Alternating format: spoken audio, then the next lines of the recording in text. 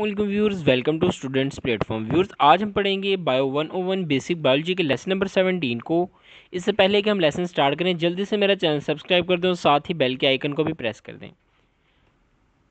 आइए आपको लिए चलते हैं अभी अपने लेसन की तरफ। Transport system and blood. Transport system एक जानदार के अंदर क्यों होना चाहिए?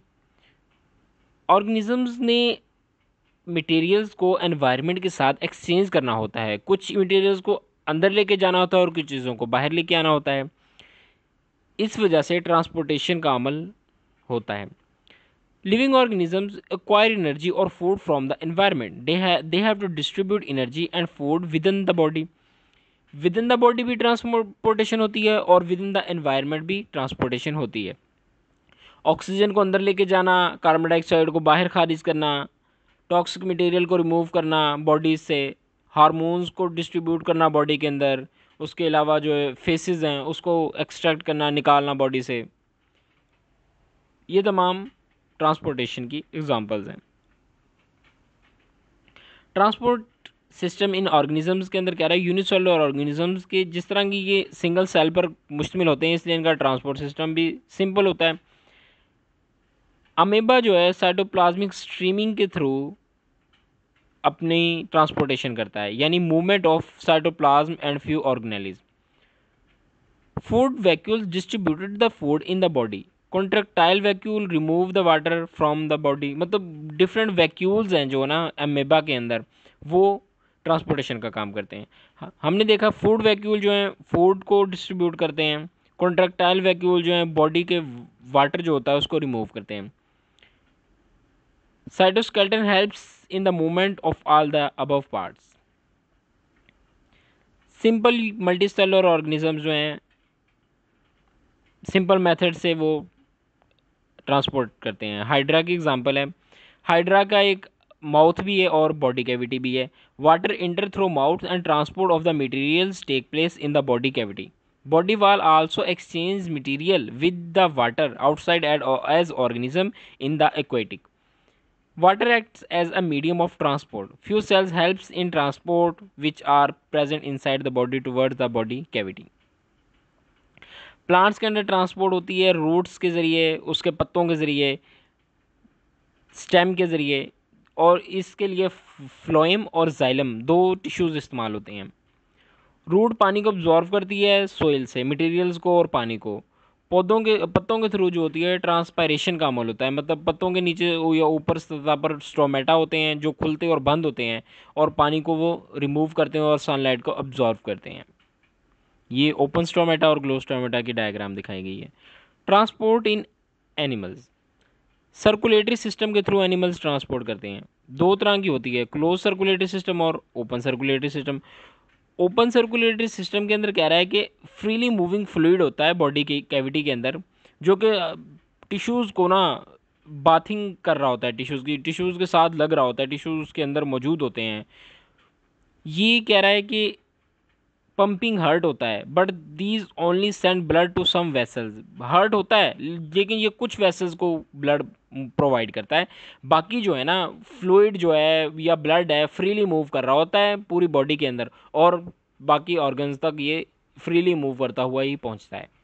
क्लोज सर्कुलेटरी सिस्टम के अंदर कह रहा है कि ब्लड जो है वेसल से बाहर नहीं जाता, वेसल्स के अंदर होता है जिस तरह के इंसान के अंदर, और प्रॉपर हार्ट के साथ तमाम वेसल्स कनेक्ट होती हैं और पंपिंग होती है।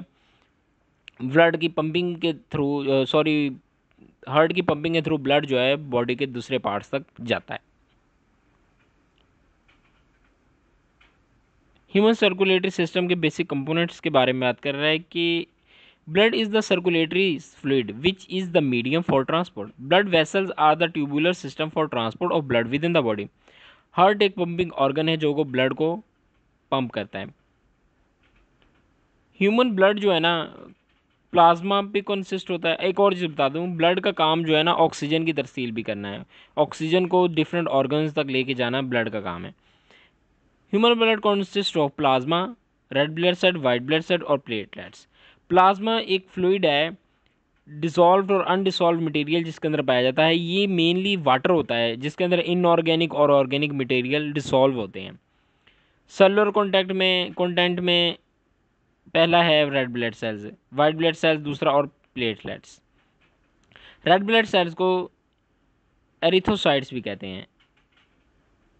एरिथ्रोसाइट्स यानी red blood sales, white blood cells को ल्यूकोसाइट्स कहते हैं। और प्लाज्मा, आगे प्लाज्मा के बारे में कह रहा है, प्लाज्मा जो है 55% ऑफ ब्लड जो है प्लाज्मा होता है वो, और बाकी जो सेल्स दूसरे red blood sales, white blood cells और प्लेटलेट्स जो हैं ये 45% होते हैं। एक ही नार एवरेज ह्यूमन बॉडी के अंदर 5 लीटर ब्लड मौजूद होता है। ये होल ब्लड है, इसके अंदर प्लाज्मा है, उसके बाद वाइट ब्लड सेल और प्लेटलेट्स हैं, और ये रेड ब्लड सेल्स। प्लाज्मा जैसे हमने पढ़ा 55% ब्लड का प्लाज्मा पे मुश्तमिल होता है। इसके अंदर 92% प्लाज्मा के अंदर वाटर होता है, 0.9% जो है साल्ट होता है। इसके अंदर सोडियम क्लोराइड, मैंगनीज और जिंक होता है, ये जिंक आइंस होते हैं। Salt maintain the pH of blood. Plasma has 7 to 9% part consist of proteins. Important protein include antibodies, fibrinogen, and albumin. Plasma also contains digested food, nitrogenous wastes or hormones or respiratory gases. Blood cells and cells like bodies, हमने पढ़ा erythrocytes होते हैं, red blood cells होते हैं जो कि 5 से 5.5 million cells cubic millimetre red blood cells होते हैं मेंस में होते हैं, और वुमेंस के अंदर जो होते हैं 4 से 4.5 तक होते हैं। मतलब ये कि जहाँ इंसान मर्दों में ज़्यादा रेड ब्लड सेल्स होते हैं, औरतों में कम रेड ब्लड सेल्स होते हैं। वाइट ब्लड सेल्स ल्यूकोसाइट कहते हैं वाइट ब्लड सेल्स को। दो टाइप्स होती हैं इसकी, ए ग्रेनुलोसाइट्स और ग्रेनुलोसाइट। ए ग्रेनुलोसाइट ये होती है जिसके अंदर नॉन ग्रेनुलेटेड साइटोप्लाज्म होता है, और ग्रेनुलोसाइट के अंदर ग्रेनुलेटेड साइटोप्लाज्म होता है। Platelets are the third type of cells, और we can call these cell like bodies. इसको सेल लाइक बॉडीज भी कहते हैं, सेल नहीं कह सकते, कहते तो सेल लाइक बॉडीज भी कहते हैं। These are formed by fragmentation of single cell called megakaryocyte. यहां से देखें blood groups in human beings and blood transfusion. Antigens जो होती हैं ब्लड सेल्स के अंदर, एक स्पेसिफिक प्रोटीन पाई जाती है जिसको हम एंटीजन कहते हैं। अब तक 92 ब्लड ग्रुप्स आइडेंटिफाई हो चुके हैं, जिनके अंदर हम दो को डिस्कस करते हैं, एबीओ ब्लड ग्रुप और दूसरा RH blood group system. ABO के अंदर तो पढ़ते हैं ना, ए ब्लड ग्रुप है, बी या ओ है, और आरएच के अंदर पॉजिटिव नेगेटिव जो हम ब्लड को देखते हैं ना, ये ए पॉजिटिव है, या ब्लड के साथ ए बी या ओ के साथ पॉजिटिव या नेगेटिव लगाते हैं, ये आरएच ब्लड ग्रुप के साथ की वजह से लगाते हैं। अगर तो आरएच ब्लड ग्रुप प्रेजेंट होगा तो पॉजिटिव होगा, अगर प्रेजेंट एब्सेंट होगा, प्रेजेंट नहीं होगा तो उसको नेगेटिव काउंट करेंगे। ये बताया गया, देखें ए ब्लड ग्रुप है, एंटीजन ए प्रेजेंट है, एंटीजन बी जो इसके अंदर प्रेजेंट नहीं है, एंटीबॉडी ए एब्सेंट है और एंटीबॉडी बी जो है इसके अंदर प्रेजेंट है। मतलब कि ब्लड ग्रुप ए जो है इसके अंदर एंटीजन ए होगा और एंटीबॉडी जो होगा वो बी होगा। इसी तरह बी ब्लड ग्रुप के अंदर एमसीक्यू के वाले से याद रखिएगा, बी ब्लड ग्रुप के अंदर एंटीजन बी होगा और एंटीबॉडी जो इसके ऑपोजिट ए होगा। ए बी के अंदर एंटीजन ए और बी दोनों प्रेजेंट हैं, और जब एंटीजन प्रेजेंट हैं तो एंटीबॉडीज़ का एंटीजन का ऑपोजिट जो एंटीबॉडी वो बीच में प्रेजेंट नहीं होगा।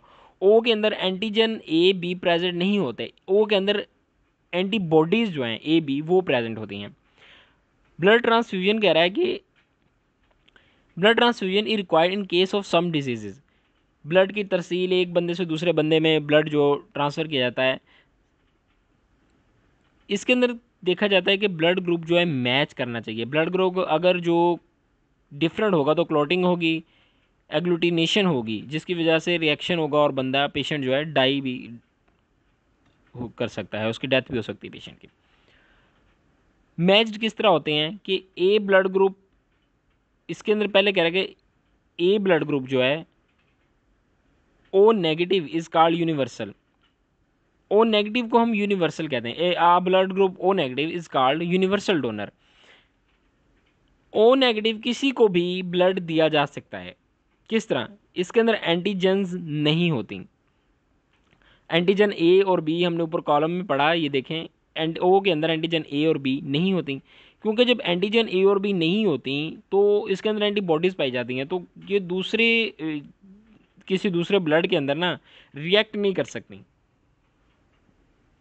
और यूनिवर्सल एक्सेप्टर जो है ए बी पॉजिटिव, क्योंकि इसके अंदर ए बी के अंदर एंटीबॉडीज़ नहीं होती, तो ये किसी भी ब्लड ग्रुप, किसी भी दूसरे बंदे का जो ब्लड ग्रुप है वो इस ले सकती हैं। व्यूअर, ये था आपका सिंपल सा लेसन नंबर 16। मैं उम्मीद करता हूँ कि आपको समझ आ गई होगी। मिलते हैं नेक्स्ट लेसन में। टिल देन टेक केयर, अल्लाह हाफिज़।